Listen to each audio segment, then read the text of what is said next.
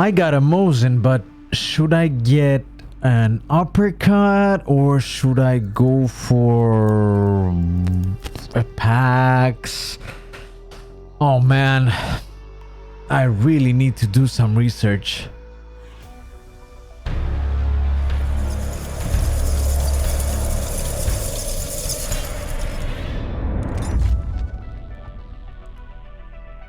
Well, if that scenario has ever been you came at the right place, at the right channel, and you clicked on the right video, because in this one, I'm going to explain to you how you can choose your loadout effectively and why I think you should use this way of thinking when choosing your loadout. As always, I am Nadril. I stream most weekdays on Twitch, and you can come by there, drop a follow, and we can chat, we can discuss loadouts. And without further ado, let's get into this juicy video, yeah? The beauty of Hunt Showdown is that no two matches will ever be the same. The scenarios that might happen in a game are really limitless, I would say. So what you need to consider before you start building your loadout is that your loadout needs to cover as many of these scenarios as possible.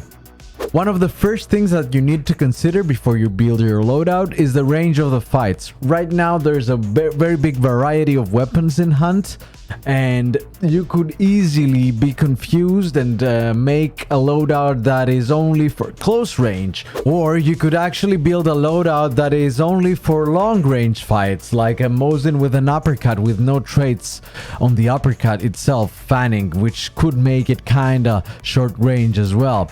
So the first consideration, in my opinion, should be that your loadout covers as many ranges as possible. A general rule is based on the ammo type. This kind of determines the effective range of weapons as well. So if we start here from long ammo guns, most of them are for long distance fights. The exceptions for long ammo is the automat, which is a really close range weapon, I would say, maybe medium distance, but it kicks a lot and it has shitty sights, so you can't really use it above, I would say, 20-25 meters. And the uppercut, that is of course a pistol. It still has a very big effective range of 96, but it's usually used as a sidearm with a shotgun, for example. Now, medium ammo guns, again, I would say they are for medium to long range fights, especially the Springfield Marksman, also the Vetterli and the Centennial. They have a big effective range. I don't think in most even long range fights you will need something more than 133, which is the smallest effective range of the Vetterli Silenced. The second smallest is the Centennial, which has 180. I mean, this is barely visible when you play the game, these ranges, so I don't think you need any more. The pistols of the medium ammo, they still have a big effective range. The PAX has 86 meters, the Scotfield has 85 meters, so they are pretty decent, and they can shoot medium to kinda long range as well. So the PAX could be another alternative if your main gun is a shotgun as well. Now, compact ammo falls more into the medium distance. In general, most of these guns will be useful in medium range. There are some options for long range fights, such as the Winfield Marksman, but for long range, that's really your only choice. Of course, the Winfield has a decent effective range of 95 meters. The Nagant Officer Carbine also has a 92 meters, and it has a Deadeye option, which can be useful over distance. But the rule of thumb for compact ammo guns is that they are short range, the rapid fire ones, or if you have fanning on the Nagant pistol, but the rapid fire ones like Officer and the Bornheim, they are really good in close range as well, because they can fire very fast. So you can use a Bornheim with a Mosin, and it could be a very good combo, as you have the Mosin for long range and you have the Bornheim as backup, which could also double tap and could also be used for rapid fire in close range.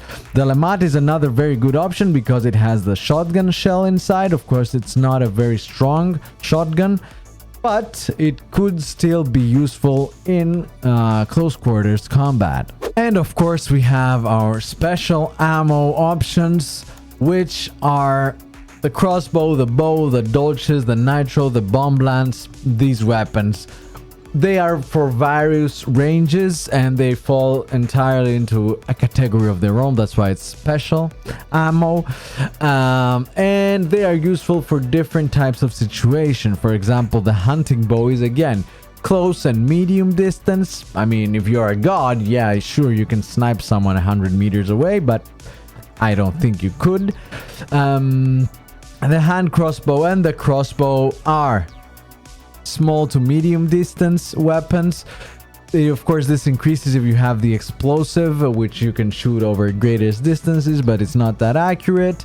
And the Nitro Express, which could be a long range, but again, most people use the Nitro in medium to closer distance fights. The Dolches are the Dolches, you know, they are one of the most overpowered options in the game. Dolch Precision even more so. And Bomb Lance, no question about it, close quarters, melee, and the bomb from the Bomb Lance, the harpoon itself. Again, it could be up to medium range, but it's after 20 meters, it's really hard to hit someone. So now that we had a few details for each ammo type, which determines also the ranges, we can talk about the combinations. Now, that's where you need to be smart about what you will combine to cover most scenarios and most ranges. Yes? Let's start with some easy, simple stuff. Let's say I want my main weapon for this build that I'm gonna do right now to be a shotgun. Let's go get a shotgun build. First things first, we need to choose our main weapon, the large slot weapon. I have a Crown and King lying around, so why don't we equip it? It's a pretty strong shotgun. Okay, now we have our main weapon. Our main weapon is a shotgun, which means that we are aiming at close to kind of medium range, but not really. Just because we have the 5 shells, we could kill someone if we got 4 shots on him. That's why I'm saying we could go for medium range with the Crown and King. No special ammo. Now, what we need as a secondary would be something to help us with the ranges we are missing. Right now, we're missing medium and long range. So, as we said before, immediately when you think long range pistols, the first thing that should come to your mind is the uppercut. So for me, in this situation, when you have a Crown and King, the best secondary would be an uppercut, because now we have close to medium range kind of with the Crown and King. So we're covering this, and we can cover the longest range we can cover with the pistol is actually with the uppercut up to 96 meters. So if I'm solo, I can have some long range fight, and if my team is playing with rifles and they go into a long range fight, I can do some damage over distance as well with my uppercut. And that is the general way you need to be thinking when you're building your loadouts. Of course, an uppercut isn't the only alternative for a Crown and King. You could actually go with a Pax, which is medium ammo, which is very, very viable as well. You could go also with a Dolch, which has 78 meters of effective range, and you can fire repeatedly. So even if your target is out of range, or the range is very big, you can get 2 or 3 shots on them very fast, and that would compensate for the damage that you lose over that distance. So this is just an example to make you understand how you should be thinking about it. Now, let's say that I want to play a long ammo rifle as my large slot, as my main gun. And let's see what I have lying around. We have a Mosin. So, now I have secured that I have a long ammo gun, which means that I have a rifle which performs really well on long distances. What I need now is something to cover the close range and medium range. Now, when I am looking at a pistol to go with my Mosin, I mostly go with rapid fire pistols. That means the Bornheim is a great choice. The Nagant Officer is a very solid choice as well, or the Officer Brawler. The Dolch is a very strong choice for a Mosin build, and actually it's one of the strongest combinations you can play in the actual game. And then we can talk about maybe even a Lamat, but if you don't have fanning, I wouldn't recommend it, because the shotgun shell that the Lamat has, it might fool you, but the distance that it can one-shot is really short, and it only has one shotgun bullet, and then you need to reload. So I would recommend against it. So with this type of build, a long ammo rifle and a rapid fire secondary, you cover all distances. You can have your long ammo gun, the Mosin, for targets that are 50 and above meters away from you, and if someone gets to medium range or closer, you can whip up your Dolch, your Bornheim, your Officer, and you can basically spam them down. Or you can even push boss layers, even if people with shotguns are inside. If you're clever about it and you stay out of the one-shot distance, most of these guns, the Bornheim, the Bornheim doesn't double tap, but the Officer and the Dolch, they are double tap to the chest. So you have high chances of killing even shotgun players.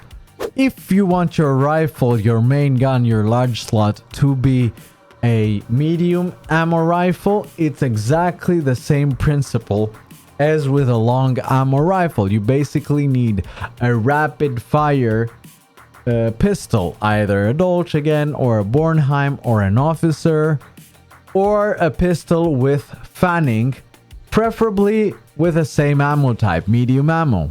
This is where it gets kind of tricky. And the fact that you want your main gun to be a compact ammo gun, which means it's either a Nagant Officer Carbine or a Winfield. Now, if you play the Nagant Officer Carbine, it's kind of easier because it is a rapid fire weapon. It has pretty good iron sights. It has high velocity option for special ammo, and it has a scoped option as well.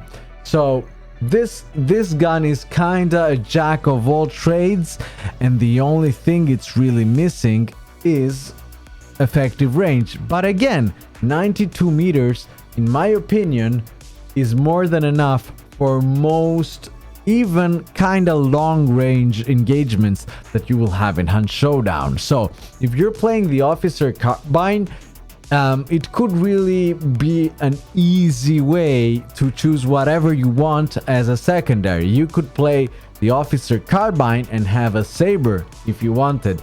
You will only have a small issue with extra ammo because you will not have so many extra bullets.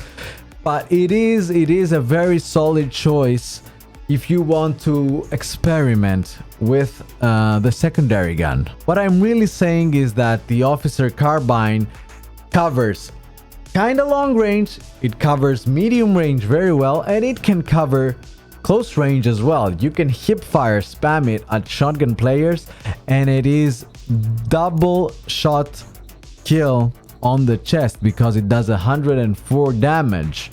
So with this gun, you kind of have all your distances covered. Usually when I play Officer Carbine, I go for a secondary gun like the Nagant pistol, the simple one, just to have some extra ammo. They also use the same ammo type, so if you have high velocity, you can get the high velocity for the Nagant itself so that you can have more extra ammo. Another choice is uppercut. You could really play it effectively with an uppercut or a pax, or really anything. You can play anything with the officer carbine. The real tricky choice is the Winfield itself. Now, in my opinion, it's a very strong gun. It has amazing iron sights as well. I really play it a lot. Most of my first 500 hours in Hunt Showdown, I would say, were with Winfield. So I really love the gun. The problem is, if you don't have traits with this gun, and if you want to consider how to add a secondary in that scenario. So, in my opinion, if you don't have any points traits specific to the Winfield, it is to be treated like a long ammo or a medium ammo gun. So, it is to be treated like a gun that can shoot over some distance, and then you need a secondary for the close to medium range. So, I would get, again, either a Bornheim, an Nagant officer. Dolch, I wouldn't get it because it doesn't make sense to get a budget rifle like the Winfield and a Dolch, but again, it is very viable as a rapid fire secondary. Earlier, I talked about some wrong choices or frowned upon choices, or as I consider them, not really smart choices. And that is if you build something that is purely close range, for example. Let me give you an example of that. You have a hunter like this person over here, and you have a shotgun, let's say again the Crown and King. Now, what would be not such a smart way to do it?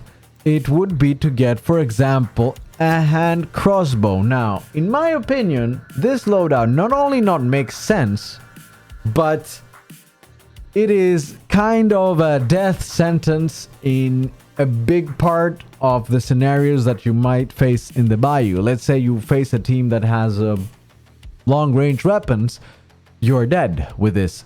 Or if you're not dead, you can't really help your team. So, for example, this selection is not so smart. Let's see another one.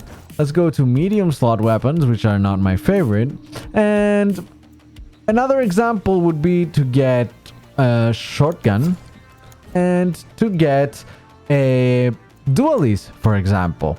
Get like 2 Caldwell conversion pistols. Again, this loadout is its maximum range is like 30 meters. After that, you can only hit some shots based on the RNG of the dual conversion pistols, or if you have slugs on the shotgun. So this type of loadout, in my opinion, is a no-no. Then, of course, there's something we forgot as a main gun, as a main weapon, and that is a melee. Let's say a bomb lance. So, the bomb lance, as we said, is, and as you can see actually, is a melee weapon first and foremost. Now, what would be a smart choice for the bomb lance? In my opinion, it could actually go down to 3 guns. Uppercut, a Pax, or a Dolch.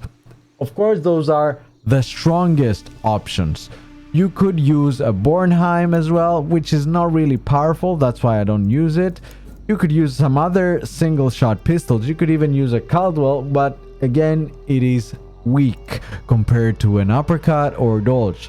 So this thing covers only melee, and then you have to pick something really strong, such as uppercut or Dolch. Those are the main 2 choices to cover medium to long range. The best actual choice, in my opinion, is the Dolch, with a close second, the uppercut, if you go for something like this.